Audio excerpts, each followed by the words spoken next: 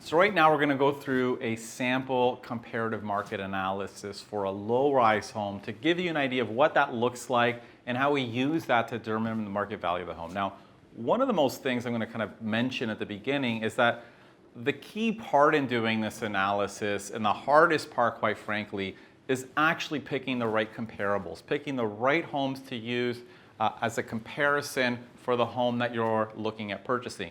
And it sounds trivial, but from my experience, it's one of the hardest things to do.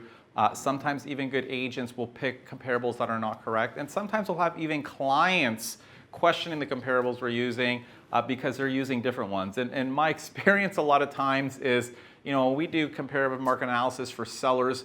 Usually they'll pick comparables that try to inflate their home's value because they want it to be worth more. And a lot of times, sometimes when we work with buyers, they'll be picking comparables that sort of make it look like the home they want to bid on is worth less than what we think it is. You know, and I'll never forget, I had a client once who was actually a data analyst. So this is someone who obviously should be very good with analysis and research. And you know, I'd constantly do the CMAs, and he'd basically come back and ask why I picked certain comparables, why I didn't pick other comparables. And I think this is an important exercise, you know, for clients who have these questions so they get educated. And I remember at one point he picked one comparable and was pushing back about why I didn't use this, and it's a perfect comparable, and of course it kind of made the house that we're looking at look less than what I thought it was worth. And he was trying to understand why I didn't pick this because it's only a kilometer from the house he's bidding on. And you know, at one point I basically turned to him and said, well, you know, this house sold 3 weeks ago. Why didn't you bid on it out of curiosity?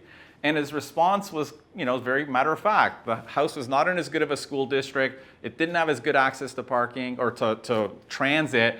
And it wasn't as walkable in neighborhood. There weren't as many shops in there. And he kind of really just summarized in sort of 3 key things that made that home not a very good comparable when we're looking at, you know, what comps to use for a particular CMA.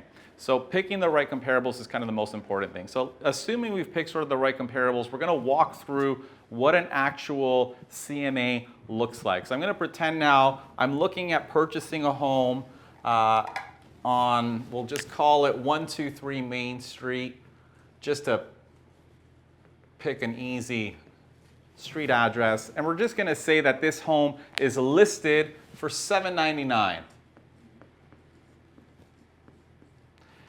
And we're going to assume that this home is a 3-bedroom detached home with 3 bathrooms.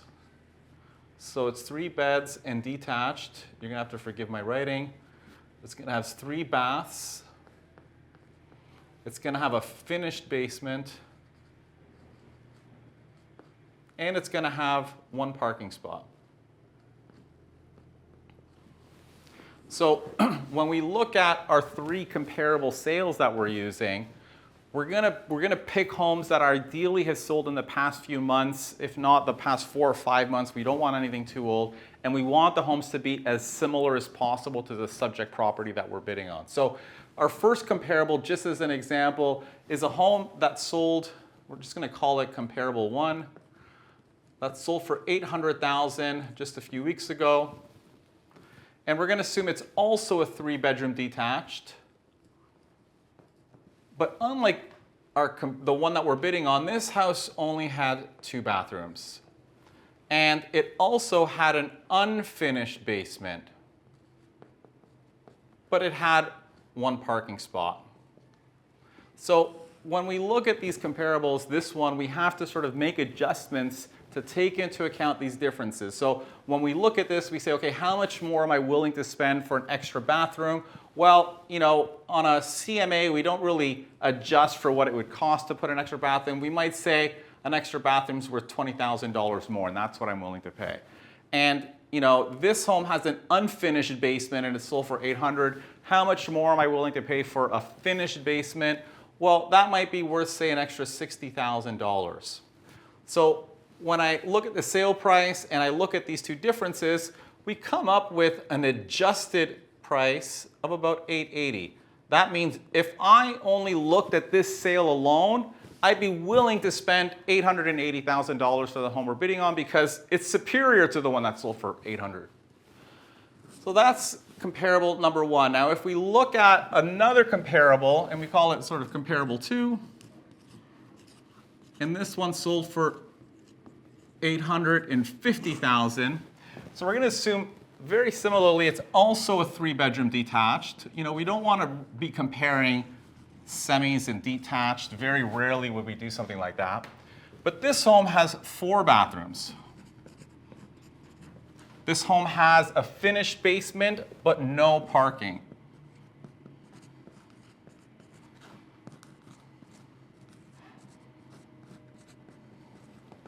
So when we look at some of these differences, well, again, the bathroom, we'll say is worth $20,000. So we're going to subtract $20,000 because that's what makes this one superior. We would pay $20,000 less just to take into account the fact that this one has an extra bathroom. And when we think about the parking situation, well, if I say parking is worth $40,000, I would pay an extra $40,000 to take into account the fact that the home that I want to bid on now actually has parking.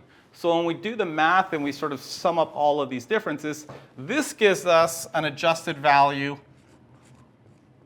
of $870. So again, very similar to the first one with some slight differences. Now, if we look at our last comparable,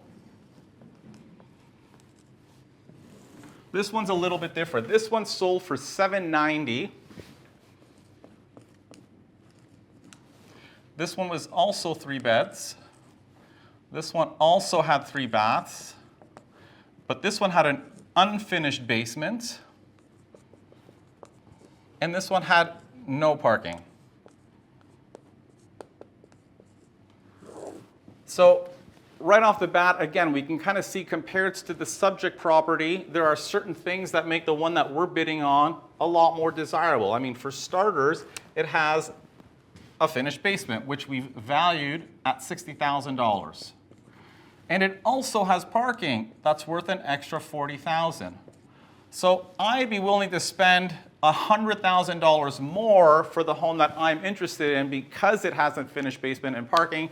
So when we add these up, our adjusted value for this home is $890. So when we do a comparative market analysis, what we end up with is 3 comparable sales that give us a rough value range. And in the context of this home that we're bidding on, even though it's listed for $799, our comparables are suggesting that the value is worth somewhere between $870 and $890. So when we think about what price this home's likely to sell for, what home we need to be offering to be competitive, it's all based on the comparables that have sold, and we would most likely expect the value range to be in the sort of $870,000 to $890,000 price range. I hope you found that buyer tip helpful. If you're buying a home in the Toronto area's very competitive housing market and want an edge, sign up for my free 1-hour webinar on the top 10 strategies that are going to give you that advantage. You're going to learn the #1 thing that you need to know in deciding what price to offer on a home, why price alone is not the only factor that leads someone to win in a multiple offer situation, and how to find value in good homes that other buyers overlook. Click the link above or below to sign up now to give yourself that advantage in Toronto's housing market.